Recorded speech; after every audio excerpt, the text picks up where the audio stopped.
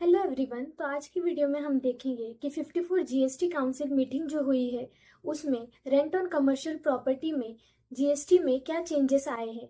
चलो देखते हैं कि जीएसटी कैसे अप्लाई होगा कमर्शियल प्रॉपर्टी पे। अगर हम कोई भी कमर्शियल प्रॉपर्टी रेंट पे देते हैं तो उसमें जीएसटी हमें आरसीएम के अंडर पे करना होता है गवर्नमेंट को। तो आरसीएम मेथड पे जीएसटी कौन पे करेगा वो अब हम देखते हैं। अगर कोई अनरजिस्टर्ड पर्सन है, उसने अपनी कमर्शियल प्रॉपर्टी किसी रजिस्टर्ड पर्सन को सेल की है, तो वो जो रजिस्टर्ड पर्सन है उसे जीएसटी पे करना रहेगा आरसीएम के अंडर।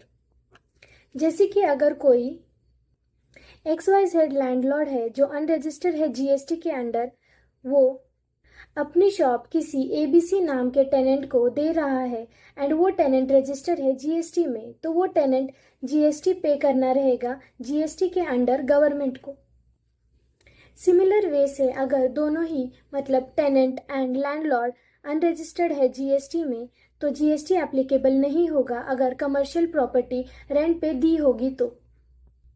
विच मीन्स कि अगर कोई अनरजिस्टर्ड पर्सन अपनी कमर्शियल प्रॉपर्टी रेंट पे दे रहा है किसी अनरजिस्टर्ड पर्सन को ही, तो उस केस में जीएसटी एग्जम्प्ट होगा, किसी को भी जीएसटी पे करने की ज़रूरत नहीं है।